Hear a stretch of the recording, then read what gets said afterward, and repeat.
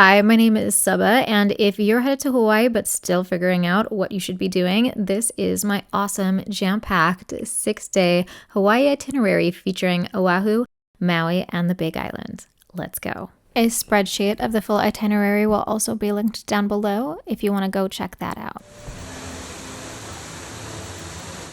Day 1 consisted of traveling primarily, starting with a 6 a.m. flight. My flights included a layover, so I did not touch down in Hawaii until about 6 p.m. that night, where I was met with the literal farmer's market at my hotel. It was there where I had my first taste of sugarcane juice, which is extracted from the actual sugarcane using a press. I did have to go back for a watermelon drink. Watermelon's my favorite fruit, by the way. After that, I had dinner. Modern-day Hawaii has been influenced by Japanese culture. At one point, individuals of Japanese descent comprised 43% of Hawaii's population. And with them came a rich food culture that blended with the local ingredients of the Hawaiian Islands. Maybe that contributes to why Honolulu has been voted one of the best cities outside East Asia to have sushi. I'm not the biggest fan of seafood in general, but nearly everything that you get in Hawaii is going to be good because all the ingredients are super fresh. And therefore, this sushi I found to be really good. Finally, it was the end of the evening and time for bed. Day 2 started bright and early with another 6 a.m. flight to Maui. Inter-island flights are pretty quick, lasting about 40 minutes and not too expensive, making island hopping pretty easy.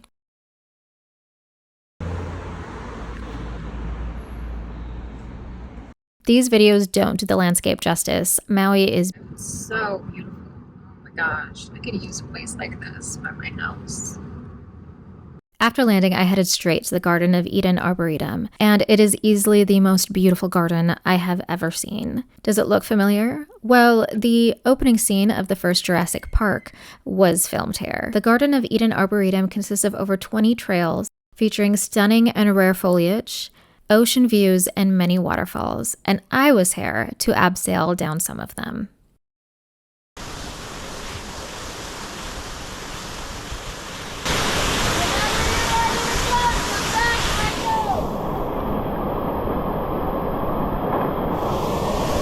Lines to enter the park can be long. The line was actually stretching out into the road. So try and come when the park opens, as recommended on their website. Hi, sweetie.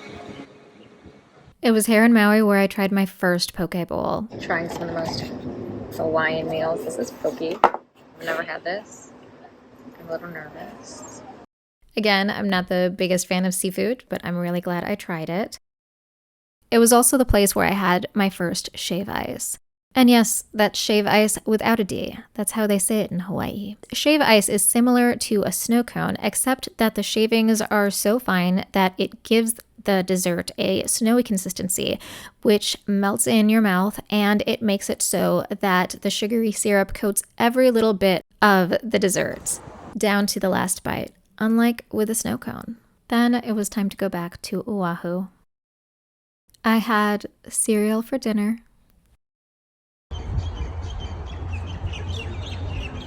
Day 3 had one of the most looked forward to activity of my trip.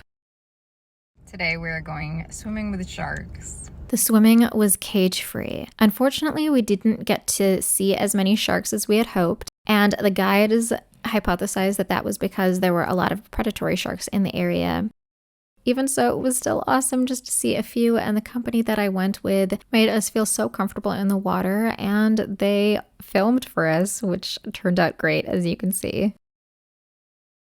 And look at these little fishies. Oh my gosh. Next, it was time to try the famous food trucks of the North Shore. I went to Haliva, and it was amazing. The food was so fresh. 11 out of 10. Next, since it was on the way back to the hotel, I took a stop at the Dole Plantation and tried some of their famous Dole Whip, which is a soft-serve, non-dairy ice cream, usually made with pineapples. I am really happy that I visited, but I was not the biggest fan of the whip. The Hawaiian shave ice does still have my heart. Next was a visit to Pearl Harbor, a memorial that commemorates the devastating attack of the naval base. You can explore Pearl Harbor for free. I did pay for the audio tour, and it was a sobering experience because you can actually hear the conversations that were had during the attack. And I could hear the panic in their voices and learn about the lives lost. The must-visit monument in this site is the USS Arizona, which is what remains of the battleship that was sunk during the attack. I missed the last ferry, so I would recommend arriving to the park early because the last ferry to leave for the USS Arizona is at 3 p.m. and if possible, you might want to reserve tickets weeks in advance using their website, which will be linked down below. Dinner started with more shave ice. I've never seen it look like this. And I then went to a restaurant where I got a mocktail, which means it has no alcohol. Thereafter, I wanted to try a local dish. This is hapia, which is a coconut-based dessert.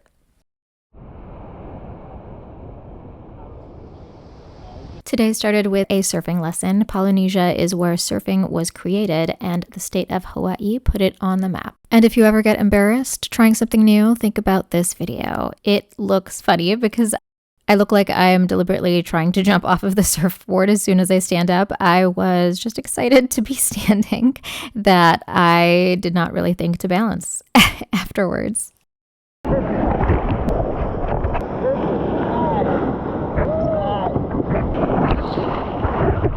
On my way back to the hotel, I came across a parade.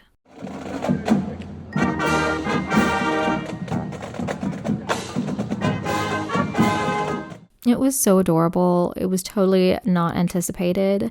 And I had such a good time during this trip with so many pleasant surprises that I feel like all of these things were happening just for me. I know it sounds silly, but that's really how I felt. Then it was off to hiking, starting with Manoa Falls Trail, aptly named for the 150-foot waterfall at the end of the trail. Every little step is more beautiful than the next. Funny story, this trail was marked as a beginner's trail, so I brought my cute little handbag with, and it was a lot more challenging than I thought. It was definitely not a beginner hike, for me at least. It's a lot of uphill. It was muddy and slippery as well, and my bag got torn up. Lesson learned, any hike, do not bring your nice handbag. Manoa Falls is a waterfall that you cannot swim in due to the risk of rock falls, as well as leptospirosis, a bacteria which can cause illness. So if you're going to be hiking to a waterfall, be sure to check if those locations are safe to swim in. Here we have more drinks and fruit. Thanks so much. Some cute things about Hawaiian. They care about the environment, always using paper straws. Next, it was time for Diamond Head State Park, where at the end of the trail, you're met with the famous crater from a volcanic eruption about 300,000 years ago. We made it. It is called Diamond Head because early Western explorers mistook the crystals in the rocks on the slope of the crater for diamonds. Stopped for a little bite to eat. This is convenience store sushi. Like I said before, the food in Hawaii is so fresh that even their convenience store food tastes delicious. Dessert before dinner? Yes, please. This was the best shave ice I had on the island and probably one of the best things I've ever had. The menu for the Vintage Island Change is farm to table, and toppings include fresh fruit, condensed milk, and popping boa. There is always a line, and that's for good reason.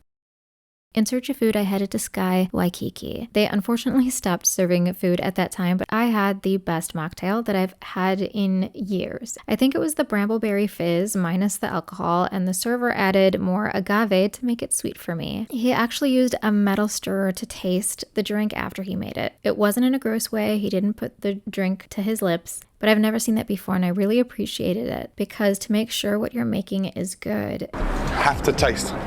Taste. Just so you know, Sky Waikiki is a bar, restaurant, and club, so it's really loud.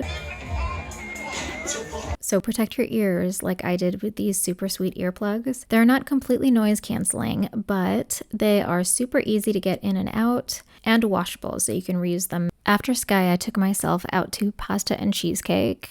I wish I could have tried something more local, but most of the restaurants had closed.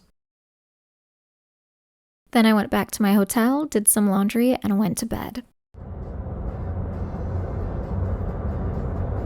Day 4 started with a trip to the Hawaii Volcanoes National Park on the Big Island, home of two of the world's most active volcanoes, Kilauea and Mauna Loa.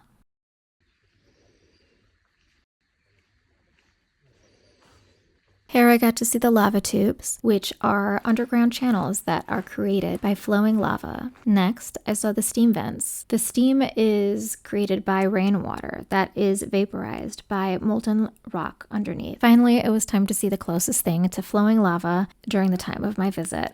Meet the caldera of Kilauea, one of the world's most active volcanoes. Just so you know, you will not be able to see active lava any day of the year when you're visiting this park. As is natural, the volcanic activity of these two volcanoes shifts with time. So be sure to check the website prior to your visit for notifications and information about volcanic activity. Even if no lava will be visible during your visit, the Big Island and the Volcanic National Park is still worth a visit. What you see here is just steam and volcanic gases being emitted by the volcano. The Big Island is supposed to be one of the best places to stargaze. Unfortunately, I did not get to see that because it was time to head back to my hotel. Inter-island flights only depart so late. More of the absolutely delicious shave ice from Vintage Island Shave Ice. Grabbed some food to go, watched some TV, and went to bed. The morning of day 5 was spent snorkeling with turtles.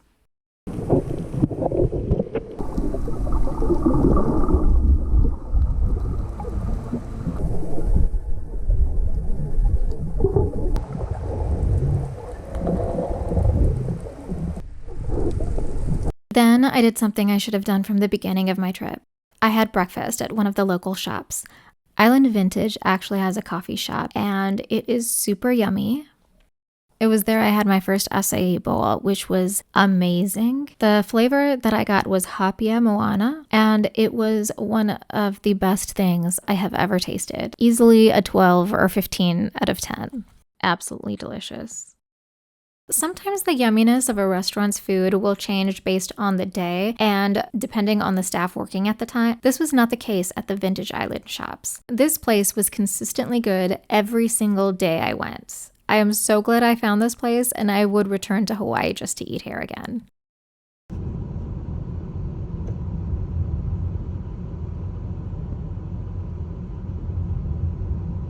Next, I took a trip to the Polynesian Cultural Center, which essentially is a family-friendly theme park that entertains its visitors as well as educates them about the Polynesian Islands. The Polynesian Islands don't just include Hawaii. It includes over 1,000 islands and includes places like Tahiti, Bora Bora,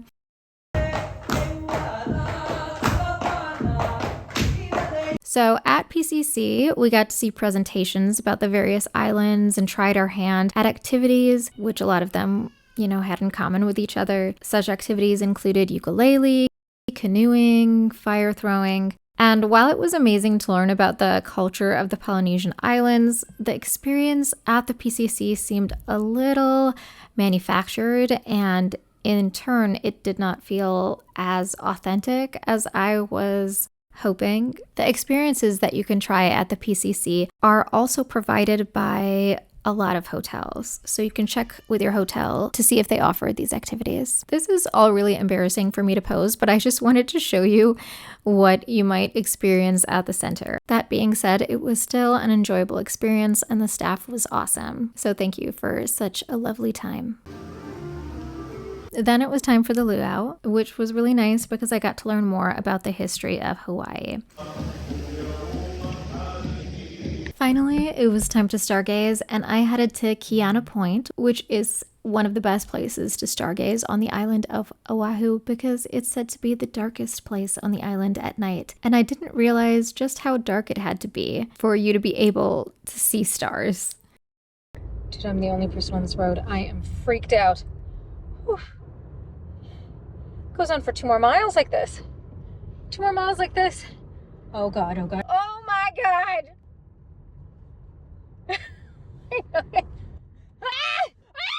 And this is the best shot I got.